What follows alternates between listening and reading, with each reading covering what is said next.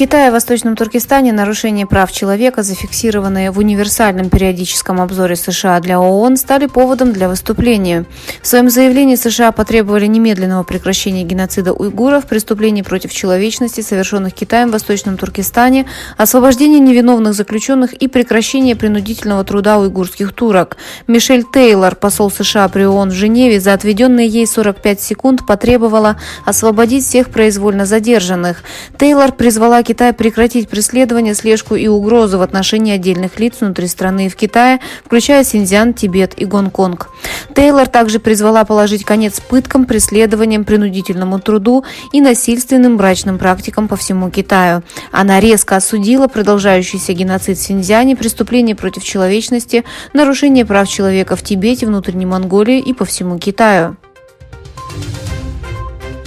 Сообщается, что в результате землетрясения магнитудой 7,1 в округе Учтурпан в оккупированном Китаем Восточном Туркестане погибли 3 человека. Более достоверную информацию от Китая получить не предоставляется возможным.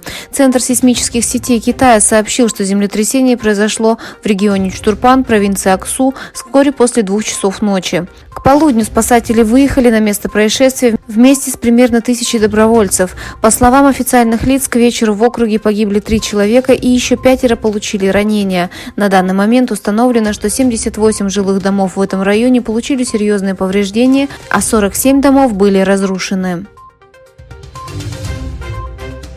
Положение Китая в области прав человека подверглось критике со стороны западных демократических обществ за отношение Пекина к уйгурам, тибетцам и диссидентам в Гонконге на встрече Universal Periodical Review, состоявшейся во вторник в Женеве.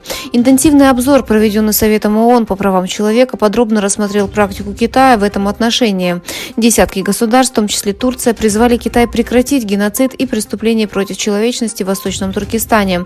В своем призыве к Китаю Турецкая республика заявила, что все жители оккупированного региона, включая турок-уйгуров, должны улучшить свои общие условия, получить свою самобытность, религию и язык. Парламент Турции одобрил членство Швеции в НАТО 287 голосами. Оппозиционные партии обвинили власть в непоследовательной внешней политике, в то время как некоторые партии проголосовали против. Протокол о вступлении Швеции в НАТО будет принят в ходе голосования на Генеральной ассамблее парламента, а в дальнейшем ожидается подпись президента Таипа Эрдогана и официальные этапы подготовки документов. Германия, которая ведет переговоры с различными странами о сокращении дефицита квалифицированной рабочей силы, на этот раз собирается сотрудничать с Вьетнамом.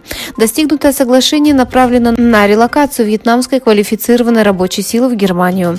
Поездку президента Германии Франка-Вальтера Штайнмайера во Вьетнам сопровождал министр труда Хубертус Хайль и множество представителей бизнеса.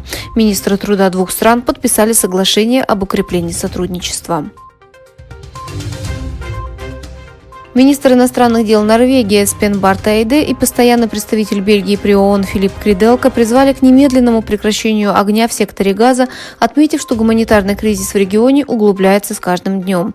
Эйде и Криделка выступили на сессии Совета безопасности ООН по Палестине с участием представителей высокого уровня.